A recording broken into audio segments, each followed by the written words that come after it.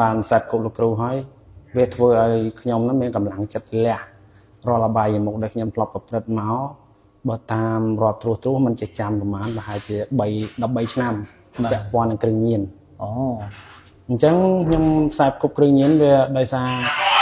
ទំនោររបស់សង្គមខ្សែគប់មិត្តភ័ក្តិអញ្ចឹងណាបាទដល់ពេលផុងខ្លួនទៅហើយវាពិបាកដកហើយដែលចង់ដកហ្នឹងគឺរាល់ពេលដែលវាអស់ប្រសិទ្ធភាពអញ្ចឹងហើយវាពិបាកក្នុងខ្លួនបាទស្រាក្តីបរិយក្តីពេលវាធ្វើទុកបាទអញ្ចឹងគិតតែចង់លះតែដល់កាលហ្នឹងអត់បានខ្សែគប់លោកគ្រូក៏បានតែត្រឹមលះដោយអំណាចលោភៈបាទផ្លែតចង់គេសរសើរបាទលហើយក៏បានមានពេលខ្លះខ្ញុំផ្ដាច់បរិយអីដូចចាំបាន13ខែតែត្រឡប់មកជួបវិញ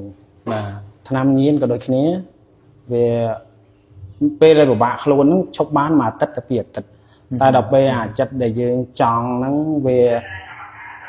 កាត់បន្ថយរបៀបថាកាត់បន្ថយណាអន់ថយទៅអាចិត្តចង់ហើយនឹងទំនោររបស់សង្គមហ្នឹងវាអូសទាញទៅក៏ត្រឡប់ទៅវិញបាទតែដល់ពេលក្នុងរយៈពេល3-4ឆ្នាំចុងក្រោយនេះចាប់ដើមខ្សែគប់លោកគ្រូតាមរយៈ YouTube បាទតែមុនហ្នឹងក៏សូមខមាទោសលោកគ្រូព្រោះថាមានចិត្តឬធ្លោយជាវិចារមកទៅជាមួយលោកគ្រូពេលលោកគ្រូទេសនាបដាសោចបដាហើយនឹងនិយាយរឿងប្រពន្ធនឹងធ្វើឲ្យខ្ញុំទៅតែដល់ពេលថ្ងៃមួយហ្នឹងខ្ញុំស្ដាប់ចាំឃ្លីបមួយដែលលោកគ្រូនិយាយជាមួយលោកយាយម្នាក់ខ្ញុំចាំឃ្លីបមិនបានទេពាក់ព័ន្ធនឹងយាយវិសាខាសជាតិអីហ្នឹងលោកគ្រូឲ្យចាំកន្លែងហ្នឹងដល់ពេលអញ្ចឹងទៅក៏ដាក់ចិត្តស្ដាប់ហើយនឹងពាក្យមួយដែលលោកគ្រូថាហៃណាធម្ម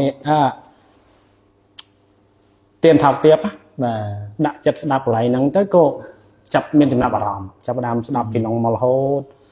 ដល់ក្រោយមកទៀតជួបឃ្លីបមួយលោកម្ចាស់ជួនកកដាក៏លោកទេសពីទោស6យ៉ាងនៃសូរាហ្នឹងវាពាក់ព័ន្ធគ្នាហើយនឹងលោកគ្រូថាគេបោះយើងចោលជារឿងរបស់គេបាទសំខាន់យើងបោះខ្លួនយើងអត់គេចាត់ទុកយើងជាសម្រាមជារឿងរបស់គេបាទសំខាន់យើងធ្វើខ្លួនជាសម្រាមអត់បាទកន្លែងហ្នឹងហើយដែលធ្វើឲ្យខ្ញុំហ្នឹងមានសេចក្តីព្យាយាមចង់លះឲ្យដាច់បាទតែដោយសារយើងខ្ញុំហ្នឹងវាខ្សែគប់មកច្រើនអញ្ចឹងវាពិបាកដំបូងតែដល់ពេលបានមករៀនព្រះអភិធម្មបាទព្រះអភិធម្មហ្នឹងគឺស្ដាប់លោកគ្រូនិយាយទេសនាហ្នឹងក៏មិនសូវជាយល់ប៉ុន្មានតមករៀនជាមួយលោកគ្រូអាចារ្យទឹកកាលហ្នឹងធ្លាប់បតៈសម្ដីជាមួយលោកគ្រូកាលនៅជាភិក្ខុបានសួរពីពាក្យបាលីអំហាត់ដែរកាលហ្នឹងក៏ពេលដែលនឹកចង់ហ្នឹងពេលដែលនឹកចង់ក៏ព្យាយាមដូររឿងគិតឬម្យ៉ាងទៀតក៏គិតពីថាយើងខំលះមកបានយូរហើយអញ្ចឹងតើយើងនឹកចង់វាថាអីទៀតបើយើងដឹងថាវាអាក្រក់ហើយវាមិនល្អសម្រាប់ខ្លួនយើងបាទហើយនឹងក៏បានមករៀនអញ្ចឹងទៅដល់ពេលជាពិសេសនឹកអាចិត្តដែលនឹកចង់រឿងទាំងអស់ដែលខំលះមកយូរហ្នឹងណាបាទពេលដែលលះក៏នឹកឃើញរៀនព្រះអភិធម្មពេលដែលចិត្តចောက်ចម្ពាក់នឹងរសជាតិវាហ្នឹងឯងបាទរយៈពេល2ឆ្នាំបានចាប់ដើមខ្សោយអាចិត្តនឹកខ្លាំងហ្នឹងព្រោះតកាលណាតនឹកចេះចង់ដល់ពេលយើងគ្រឿងញៀនដែលបងអូននិយាយហ្នឹងតើស្រី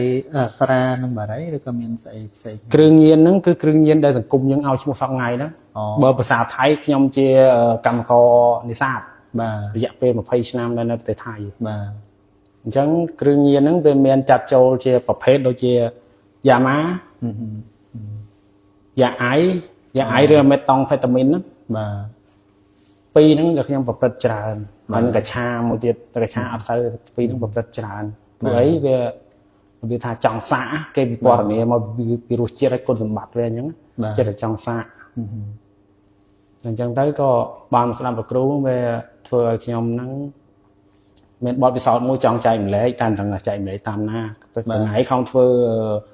ជាបង្កើត page មួយខ្លួនឯងណាដើម្បីចែកម្លែករឿងទាំងអស់ហ្នឹងដែរបាទតែថាមិនសូវប្រសពនិយាយបាទអញ្ចឹង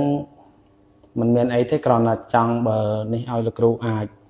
miền rừng khla khla là bay chạy thòm tiền bẹ quan rừng bật để tranh bị rụng trong bạt to mà bạn chẳng mình miền ấy mình khang lực ru chú xong liệt thân